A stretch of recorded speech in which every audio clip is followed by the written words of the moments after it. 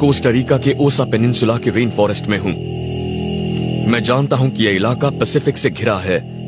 अगर मुझे कोई नदी मिल जाए तो मैं उसके साथ साथ समंदर तक पहुंच जाऊंगा और तब मुझे शायद कोई इंसानी बस्ती मिल जाए। जमीन पर मौजूद पेड़ और झाड़ियां ज्यादा घने होते जा रही हैं और उनके बीच से गुजरना मुश्किल हो रहा है। ये झाड़ियां बहुत घनी हैं और अब ये दूसरे जंगल के ठीक बीचों बीच हैं। ऐसे जंगल में दिशा भटक जाना जानलेवा हो सकता है।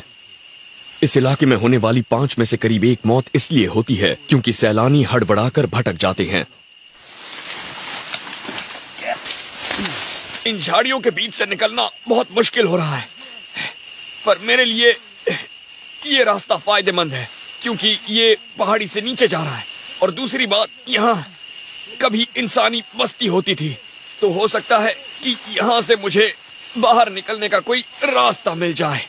10 साल पहले अधेड़ उम्र की एक अमेरिकी महिला रेन फॉरेस्ट में अकेले ही हाइकिंग के लिए निकली थी। वो रास्ता भूल गई, गिर गई और घायल हो गई। चल फिर ना पाने की वजह से वो वहीं अटक गई। हालांकि उसे ढूंढने वाले दल में 90 लोग थे, पर जब उसे 2 हफ्तों बाद ढूंढ निकाला गया तब तक उसका शव सड़ चुका था। मेरे पास अगर कोई बड़ा छुरा होता तो मैं कुछ ही घंटों में ये सब काट देता, पर मेरे पास फिलहाल बस एक चाकू है, इसीलिए काफी वक्त लग सकता है। मेरे हाथों में घाव होने लगे हैं, देखिए छाले पड़ गए हैं। ऐसे तो बात नहीं बनने वाली है, मुझे कुछ और करना होगा।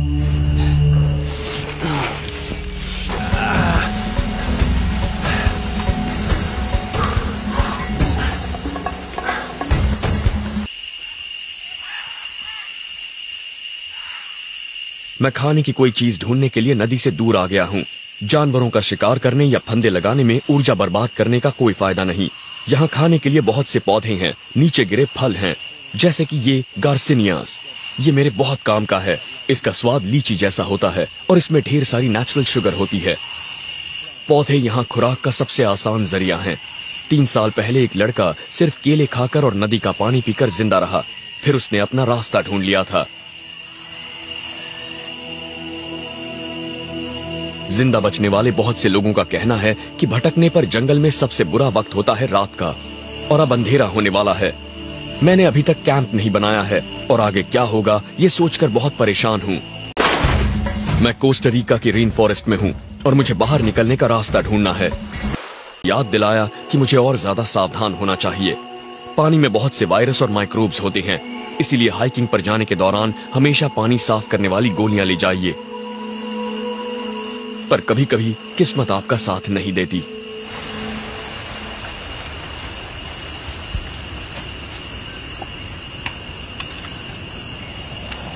और अब मेरे सामने हीट स्ट्रोक का भी खतरा है। अगर ये चीजें साथ में हुई तो जानलेवा हो सकती हैं। हीट स्ट्रोक के लिए जरूरी नहीं कि आपको भटके हुए कई दिन हो गए हों। हर साल हाइकर कम पानी पीने की वजह से भी मारे जाते हैं।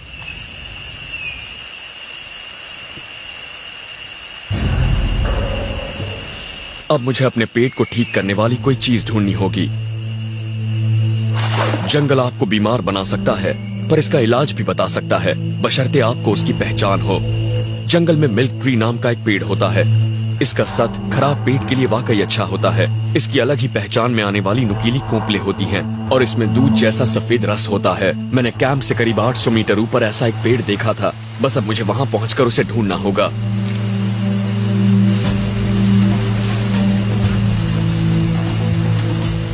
इस तरह से चढ़कर ही मैं जल्द से जल्द ऊपर पहुंच पाऊंगा। शरीर में ताकत नहीं है, पर मैं जंगल में भटकते हुए आधा घंटा बर्बाद नहीं करना चाहता।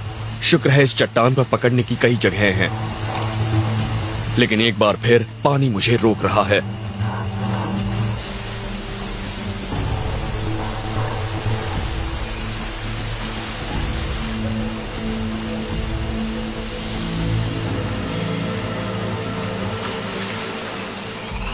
अब मुझे वो पेड़ ढूंढना है।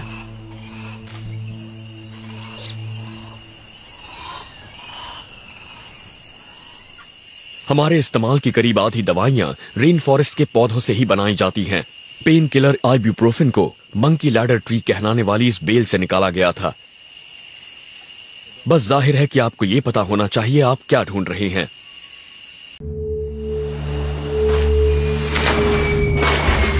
मैं पूरी तरह से ठीक तो नहीं हूँ, लेकिन मुझे नदी के साथ साथ धारा में नीचे की तरफ उतरते रहना होगा।